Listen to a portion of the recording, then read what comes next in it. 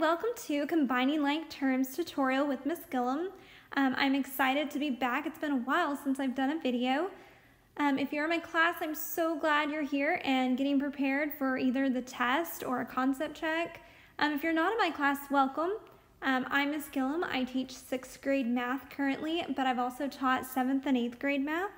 And I hope to be creating more videos to help students have a place to go to have a more visual understanding of mathematics. So today we're going to do combining like terms, so let's get started. Well, before we can get started actually understanding what combining like terms is, we actually need to know what a term is. So when we're talking about a term in math, we are talking about a variable or a number or a variable with a coefficient in each section of an expression. So in this problem, you will see that we have 1, 2, 3, 4. The addition signs and subtraction signs are the operations that separate each term. Just like if you think about an airport. In an airport, you have terminals. So if you think about an actual terminal, it's broken up into sections, just like what we were just talking about. For example, here's terminal A, and it is broken up by a space, which we can think of as the operations, and then terminal B is the same way. So when you're thinking about terms, think about a terminal as in an airport. So now that we know what terms are, now let's take a look at what is a like term. So before we get started with the mathematical meaning of a like term, let's think about things in the real world that we put into groups. I like to use animals as an example for combining like terms. So if I worked at a vet, in the kennels, I would have each animal separated by the type of animal it is. So when you think about like terms, think about the same way. So I would take all of my dogs and put them in the same area. So I am combining terms that are alike. I'm combining my dogs. I would do the same thing with the cats because I would put all the cats together. And I would finally put all the birds together if I wanted to sort them. So this is very similar to combining like terms. You are combining things that are alike. Like dogs are like dogs, cats are like cats, and birds are like birds. So, in math, this could look possible like saying I have 3D for 3 dogs, and I have 3C for 3 cats, plus 2B for the 2 birds, and then plus 5D for 5 more dogs, plus 2C to represent cats, and then plus 2B for the more birds. So now like terms in this case would be the 3D and the 5D and the 3C and the 2C and the 2B and the 2B. These are like terms because they have the same variable. Now let's take a look at the actual definition of like terms. The mathematical definition of like terms are like terms must have the same variable raised to the same power. This is very important. They have to have the same variable raised to the same power. And if you're thinking about what is power, remember we talked about this as being an exponent. So we are looking for variables that are the same and they have the same exponent. So an example of a like term would be something like 5x and 3x. They both have the same variable and they both are raised to the first power. Another example would be 6x squared and let's say 12x squared. Okay, they both have a variable of x and they're both raised to a power. But these down here, these are not like terms of these because they have an x squared. Now we are going to take a look at some problems and try to identify if the two are actually like terms or if they are not like terms. So first, let's take a look at 3z and 3x. Yes, they both have a 3 as a coefficient, but remember in the definition, the variable has to be the same. So these are not like terms because they have different variables. And I'm going to underline that their variables are not the same. So it doesn't work for that reason. Next, we have 4k and 12k. They both have a variable of k, and they're both raised to the first power. So these are like terms.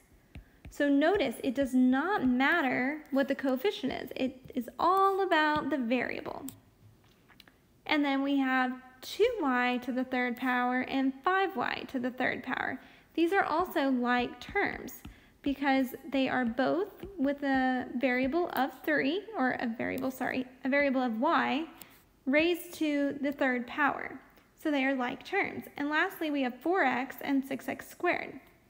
Well, this x is raised to the first power, where x squared is only raised to the second power.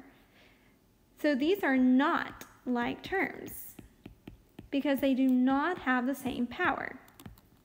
So this is what is throwing it off because they do not have the same power. Now let's look at some actual problems where we have to combine like terms. So this will be our first problem for combining like terms. I have a few tips that might help you work out the combining like terms problem. I recommend either color coding terms that are alike or using shapes for different terms if you don't have a highlighter or markers to use. So always start with the first term. So we have 13x as our first term. So I'm going to color or circle each term that's like. So I have 3y.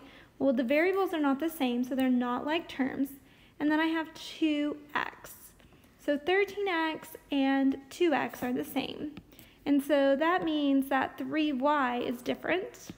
So I can combine them by adding them because they have an addition sign. So 13x plus 2x means I have a total of 15 x's plus 3y. So we're not adding anything to that 3y because there's no like term that matches it. Now let's take a look at this next problem, 9x plus y minus 3x. So our goal is to always simplify into the lowest term, so by combining like terms. So first I'm going to take a look at the first term I have, which is 9x. I'm going to go through the problem and determine if any of their other terms are like 9x. Well, this minus 3x is like 9x because they both have an x. So, and notice I'm going to put the box around the minus because it's going to be really important in a second. And then the y is going to be by itself again. So what I'm going to do is I'm going to actually rewrite this. So I have 9x minus 3x. I'm putting my x's together to make it easier to solve, plus y. Whatever operation is in front of the variable or coefficient belongs to that. So that's what the minus 3x, the subtraction sign had to move with it. So 9x minus 3x leaves me with 6x plus y. Okay, let's try one with exponents this time. So once again, going to look through my entire problem, look for what matches 4x squared. So I have 3y, variable is different, doesn't match. 5x, same variable, but there's no exponent, so it doesn't match. 6x squared, same variable, same exponent, it matches. Next, 3y. Okay, 5x is not like 3y, so that means I'm going to have to even get out a third color. Let's see, let's do yellow. Okay, and 5x is on its own. So now I am going to rewrite this. Thanks to the commutative property of addition, you are able to move problems around, numbers around in an addition problem. So we have 4x squared plus 6x squared plus the 3y plus 5x. So this will give me 10x squared plus 3y plus 5x. And this will be our final answer. This is where a lot of people get confused because they want like one final answer. And there isn't a final answer because we do not know what x and y are. So do not be trying to get down to one answer. Because if you said that the final answer was 18x squared y, that doesn't make sense because they're not like terms. You cannot do that. Please do not combine things that are not alike. This will be our last problem. So first, let's combine like terms. Let's say what terms are alike. So we have an x squared, 8y, not the same variable, minus 4y, y, not the same variable again. Oh, 8x squared, it has an x squared, so it's the same variable. And then if we go over to our y's, we have 8y, which is like minus the negative 4y. Now we're going to rewrite this. As we are rewriting this, I want you to think, what is actually in front of this x squared? How many x squareds do I have here? Well, if you see an x squared, that means you at least have one, and it is 1x squared. So I'm going to rewrite this as 1x squared plus 8x squared plus 8y minus 4y. So the only thing I moved was the plus 8x squared. So that doesn't change the subtraction of the 4y. So then you're going to combine like terms. 1x squared plus the 8x squared is going to give me 9x squared.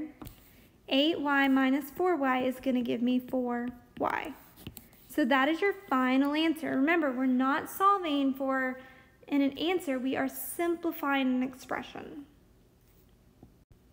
Great job today. If you have any questions or any problems you would like me to solve, please feel free to submit them in the comments below. I'll be more than happy to help.